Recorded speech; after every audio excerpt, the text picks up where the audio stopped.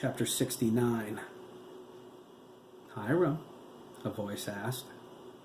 He knew the voice immediately. That's why Hiram didn't open his eyes. Hiram? The voice repeated, more insistently. Its tone was haunting. It was empty, devoid of passion or feeling. Hiram lay there where he landed. He struck the ground hard.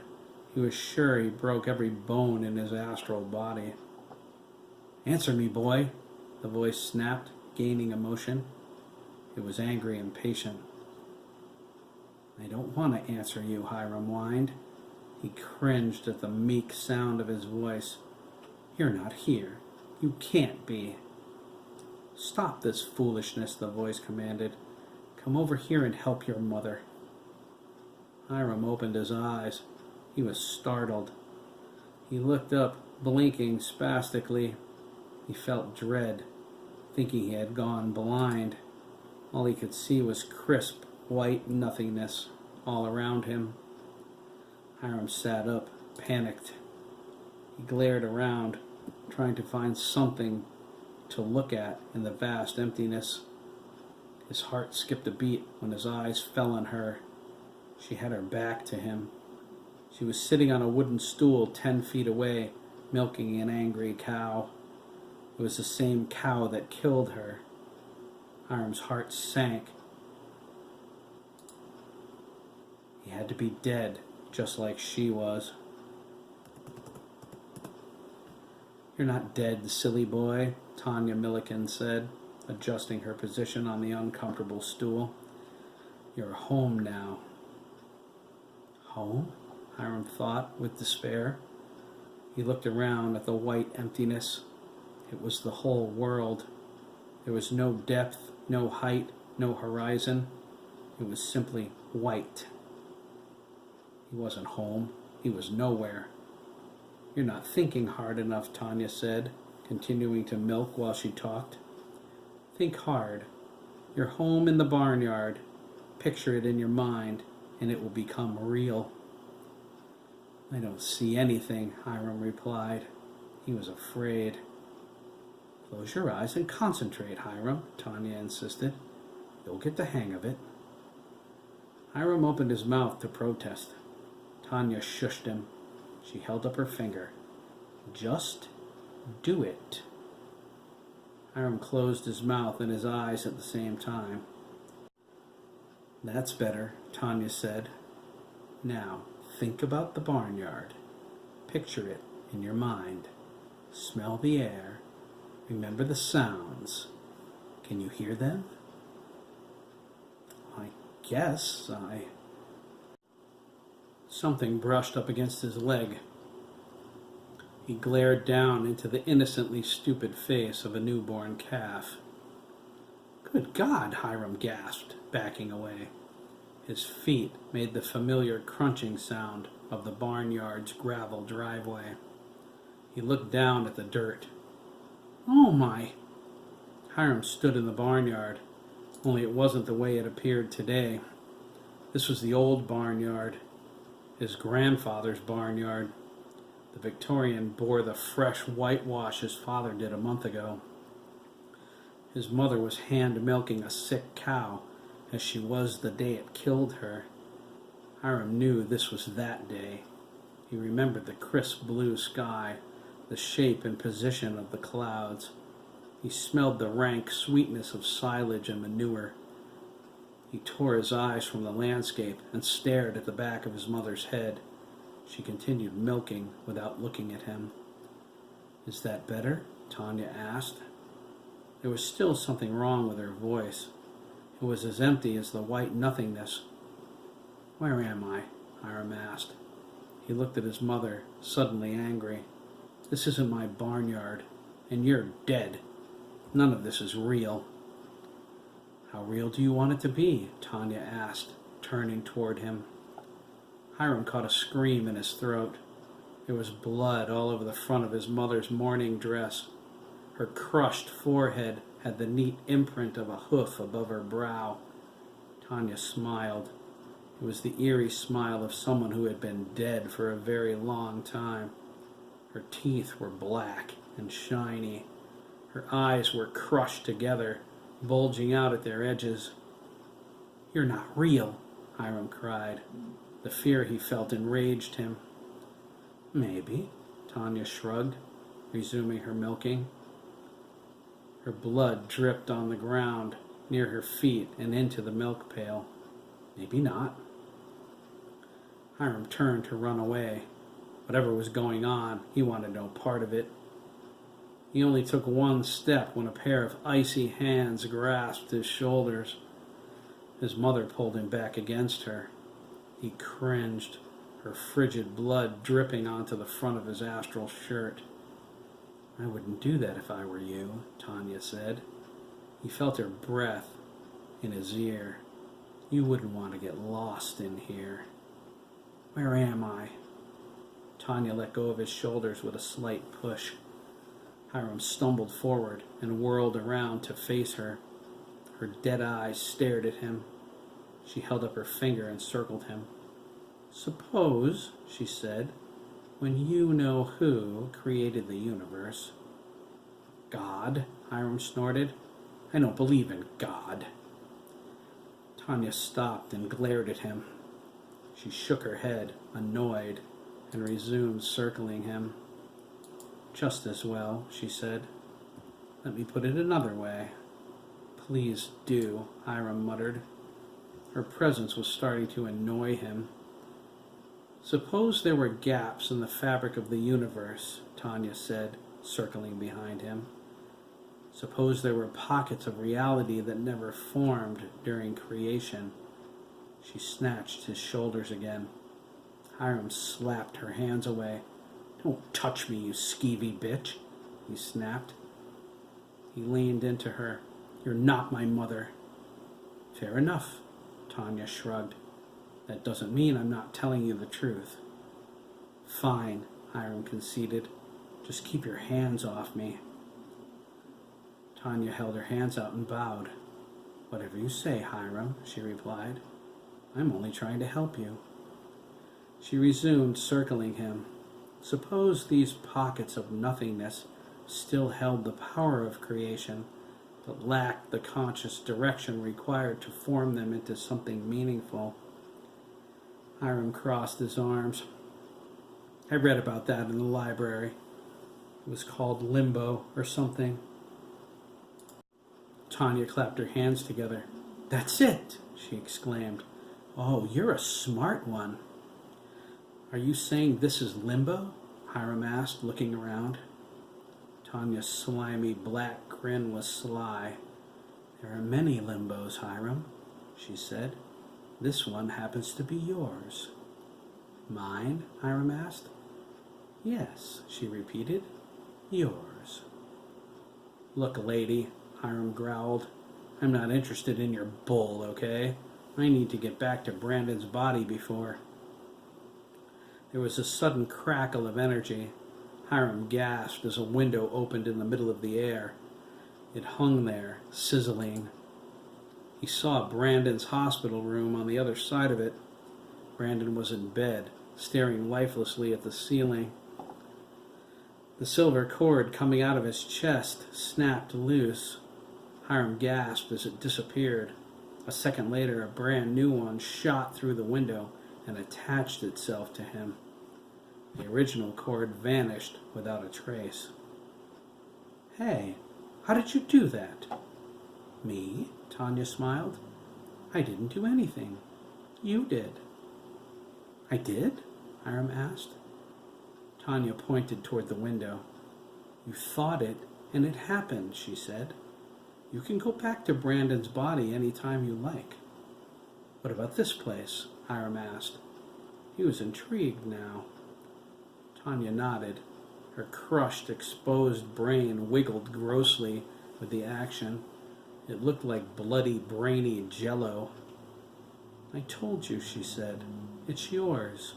You can do whatever you want in here." Hiram looked down at his hand. He pictured a white dove sitting in his palm. Tanya smiled as the bird appeared. "Whoa," Hiram exclaimed. "I just pictured it in my head." And there it is, Tanya finished for him. Hiram looked at the window. He frowned and asked, "What about the—" There was another crack of energy. A second window opened next to the first one. This view scared him. It had opened into Lyle Gibbons' living room. "No, no!" Hiram cried. "Don't worry," Tanya said. "They can't see you." "They can't?" "Well, Mickey Downing could if he were there," she admitted. She grumbled. "That little bastard can see anything." Hiram looked through the window. Virginia was sobbing, reaching toward the place where Hiram's tunnel had been. Susan tried to comfort her. The people in the room were frantic. Shooter barked instructions into his radio. Lyle angrily grabbed the phone ringing off the wall and yelled into it, something about all hell breaking loose. There was a brief pause as he listened to the caller. He pulled the handset away from his ear and stared at it, surprised. He set the receiver down and called for quiet. "That was some colonel," Lyle informed his panicked guest. "He said he's with the agency or something. He's sending reinforcements." There was a barrage of questions. Hiram tuned them out, but left the window open. He thought about Chris, and the window centered on him. He looked terrified as he struggled to comfort his mother. "I just want to grab him," Hiram grumbled. "I want him so bad, I can taste it." "You could," Tanya said. Hiram looked at her. "You're the god here, Hiram. You can do anything." "You mean," Hiram whispered, "I could just reach out and grab him?" He did, but Tanya snatched his wrist in a steel grip. Hiram tried to pull his hand back, but she held him. Her crooked eyes narrowed. "Wouldn't that be too easy?" Tanya asked. Her voice was different now, boyish, darker. Hiram felt her evil. The word liar hissed in his subconscious. Doesn't he need to suffer? Hiram crushed the dove in his fist. "Let go of my arm," he spat. He threw the dead bird onto the gravel. "That's better," Tanya said, letting go of his wrist. Hiram rubbed it, staring at her. "You have everything you need now," Tanya informed him, walking away. She shimmered. There was a flash of red and yellow fire. She transformed into a black-haired boy who looked 16. He had thick, wavy black hair and striking, deep blue eyes. Black wings came out from his back, from inside his shoulder blades. His smooth, pale face was strikingly beautiful. He wore his manicured fingernails filed to a point. His black outfit resembled a karate uniform, with black sandals. Small horns protruded above each of his thin eyebrows. A pointed red tail grew from just above his buttocks. It swished from side to side. Hiram knew him. He was the devil. He gasped and thought, "He's the most beautiful boy I've ever seen." "My father thinks so too," the boy said, "but for love, not for perversion. You are a perverse little man, Hiram. I can see in your mind what you imagine yourself doing to my body. No human disgusts me like you. I look forward to your torment." He leaned toward the farmer. "It will be legendary, I promise you." "You," Hiram swallowed. "You're—" The boy frowned. "I am called a lot of things. You can call me Lucifer, or the fallen angel, or the devil, the Lord of Hell, Old Nick. That was always one of my favorites." He winked at Hiram and burst into flames. "By the way," the devil's voice boomed, "time gets screwy on this plane. Open a window somewhere, no one will discover it. It will keep you anchored in the present. Wait, Hiram cried. Why are you helping me? The devil smiled. His perfect white teeth had small fangs instead of canines. Someone's coming, Hiram. Lancaster is ground zero. Only the strong will survive. He grinned. Your trials will make them stronger. You will weed out the weaklings. You will aid in the formation of the 9. He winked. Bye now. Hiram shrank back from the fire. It raged hot, filled with moaning despair.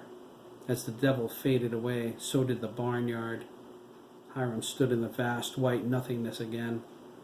He looked at the windows, opened into the real world. Chris was still focused in the second one. Hiram glared at him. The devil is right. You need to suffer. He held his chin. Open a window somewhere, he thought, scratching his head. Where can I open a window that no one will find it? That albino kid's not the only sensitive in the world. He thought hard, and a dozen different places came into his mind. Each time they did, a separate window opened, but Hiram closed them. They weren't readily concealed. He stopped thinking, and his mind went blank. He focused on the single question of where, and a window opened once more. Hiram looked at it confused. What's this? He wondered. But when realization struck, he smiled. He knew the place, even if he hadn't seen it in years. It looked the same as it did the last time he was there.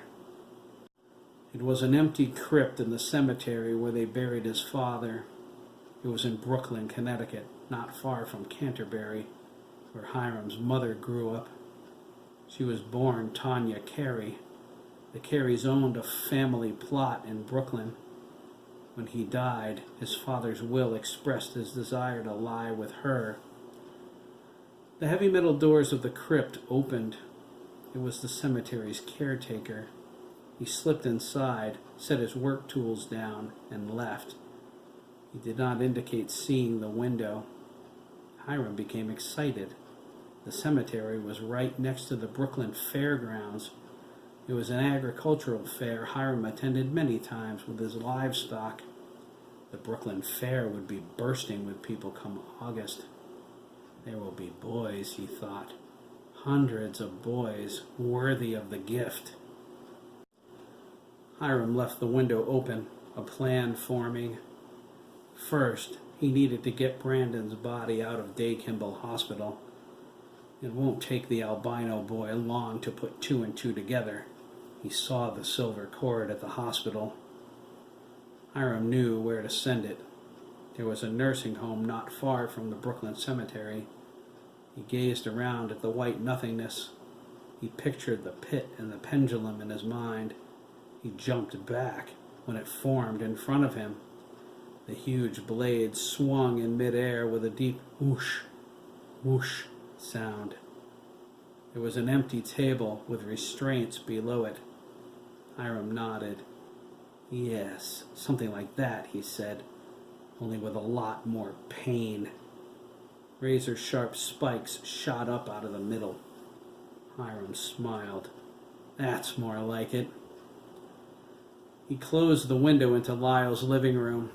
He paced back and forth as he fired his imagination. He made every medieval torture device he could remember appear. He pictured Chris suffering in them each time, but they paled to the pain he wanted to inflict for real. He wanted Chris to know agony and despair intimately before giving him the gift. He hungered for it. He heard him screaming already. Hiram waved his hand at the torture devices. They faded away. It has to be bigger than that, Hiram said. He glared into the white nothingness. If I can make this place into anything I want it to be Chris McKee's worst nightmare. He smiled. A land of nightmares. His eyes grew wild with insane glee. Yeah, my own personal nightmare land. The white nothingness responded instantly to his thoughts. It crackled with energy. Images from Hiram's twisted imagination appeared all over the landscape. Yes, Hiram panted. Hiram Milliken's nightmare land.